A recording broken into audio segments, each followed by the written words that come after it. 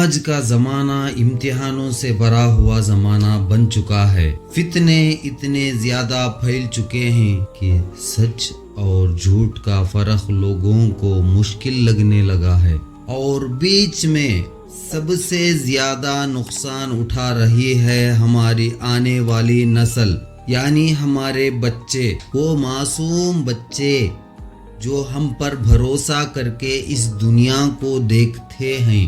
آج ہمارے بچے موبائل سے باتیں سیکھ رہے ہیں، ماں باپ سے نہیں۔ ریلز ان کے اخلاق کو بدل رہی ہے، گیمز ان کے ارادوں کو توڑ رہے ہیں، اور سوشل میڈیا ان کے دماغ کو اپنی مرضی سے چلا رہا ہے۔ کبھی سوچا اگر ہم نے آج اپنی نسل کو نہیں سنبھالا تو کل یہ پوری نسل ہمارے ہاتھوں سے پھسل جائے گی۔ انسان اپنے دوست کے دین پر ہوتا ہے، لیکن آج ہمارے بچوں کا دوست کون ہے؟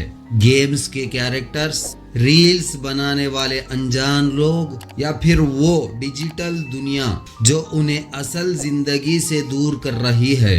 آج بچے اسکرین ٹائم بڑھا رہے ہیں، لیکن فیملی ٹائم کم ہوتا جا رہا ہے۔ آج انہیں دنیا کی ہر چیز سکھا دی جاتی ہے، مگر ایمان اور اخلاق کی تعلیم پیچھے رہ گئی ہے۔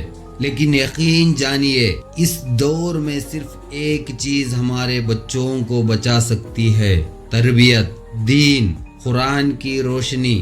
ہر روز صرف 10 منٹ قرآن کی تلاوت، 5 منٹ سیرت کی کوئی چھوٹی سی بات، اور ایک سنت جسے پورا گھر مل کر زندہ کرے۔ یہ چھوٹے چھوٹے قدم ہماری آنے والے نسل کو فتنوں سے بچا لیں گے۔ بچوں کو پیار سے سمجھانا ہوگا: بیٹا، دنیا تمہیں بدلانے کی کوشش کرے گی، لیکن تم اپنا ایمان اور اپنا اخلاق کبھی مت چھوڑنا۔ جس بچے کو گھر میں قرآن مل جائے، اس کا ایمان دنیا سے کبھی نہیں ہارتا۔ آج فتنے بڑھتے جا رہے ہیں، بے حیائی عام ہوتی جا رہی ہے، گناہ نارمل لگنے لگے ہیں، لیکن ہدایت اب بھی مل سکتی ہے۔ بس ایک بات یاد رکھنا: اپنی نسلوں کا ہاتھ چھوڑنا مت، انہیں دین سے جوڑو، وہ خود دنیا سے بچ جائیں گے۔